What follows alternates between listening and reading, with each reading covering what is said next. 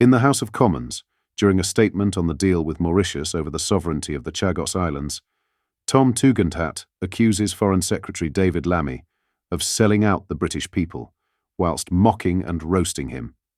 In today's video, we will watch and react to this clip, all whilst going over all of the latest news from up and down the country. But first, hit the like button and subscribe to the channel and join our fast-growing community.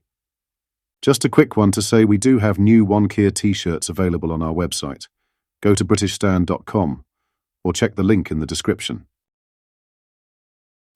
In the House of Commons, during a heated and contentious debate over the UK's agreement with Mauritius regarding the sovereignty of the Chagos Islands, Tom Tugendhat launched a blistering critique of Foreign Secretary David Lammy. Tugendhat accused Lammy of selling out the British people by negotiating what he described as a damaging and unpatriotic deal.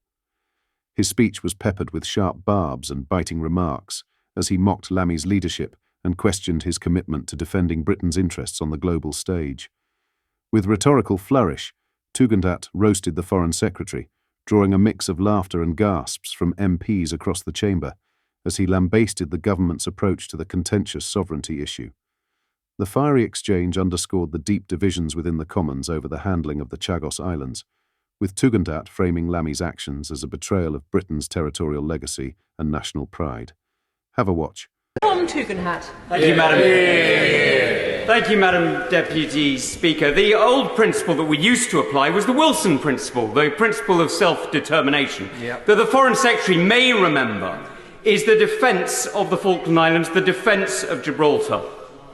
He's now just violated that principle by undermining the rights of the Chagosian people in favour of a claim that was abandoned in 1965, never really made, because it was only administrative and never properly governed from Mauritius anyway, and in favour of a court whose judgment was advisory.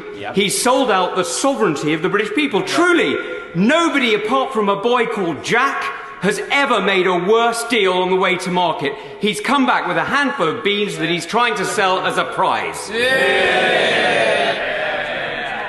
I've got to say, I have always admired the Honourable Gentleman's eloquence, but I haven't always admired his principles. He was part of the last government. Did he raise this when he was part of the last government? Did he make it a resignation issue? No, he didn't, because he knows we inherited this and we had to make a deal. What are your thoughts on this? Let me know in the comments. In other news, an unemployed mother of two has been ordered to pay compensation after defrauding her widowed neighbour out of £672.50 through fake Glastonbury Festival tickets.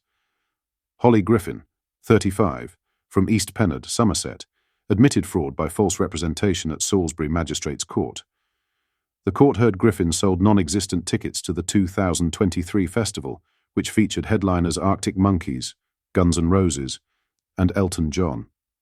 Despite living just 3 miles from the festival site, where locals are entitled to free admission, Griffin continued the deception for 8 months. She was fined £200 and ordered to pay £750 in compensation to her victim, Paul Kelly.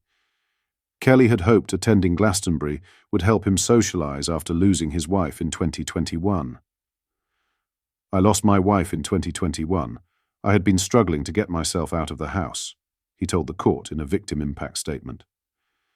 After paying Griffin £672.50 for the tickets, Kelly spent hundreds more on camping equipment, refreshments, a cool box and new clothes for the 5-day event.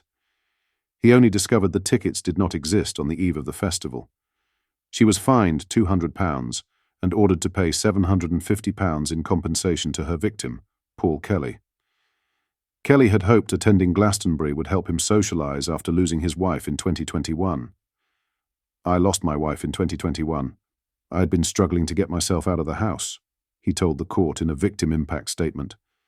After paying Griffin £672.50 for the tickets, Kelly spent hundreds more on camping equipment, refreshments, a cool box and new clothes for the 5-day event. He only discovered the tickets did not exist on the eve of the festival. Kerry Richardson, prosecuting, said, In Griffin's own account, she said she knew those tickets were not available from February 2023, but it is the Crown's case. She advertised them fraudulently from the start. She continued to contact Mr. Kelly right up until the day of the festival, the prosecutor added. The court heard Griffin started a false relationship with Kelly while being aware of his recent loss. Griffin pleaded guilty and told the court she had stuck her head in the sand to avoid conflict with Kelly. As soon as I found out I could not come up with the tickets, I should have told Mr. Kelly, she said. I would have told Mr. Kelly back in February, but I could not deal with any more conflict. I stuck my head in the sand. District Judge Timothy Pattinson highlighted the breach of trust as the most serious factor in sentencing. You have told me you are very remorseful.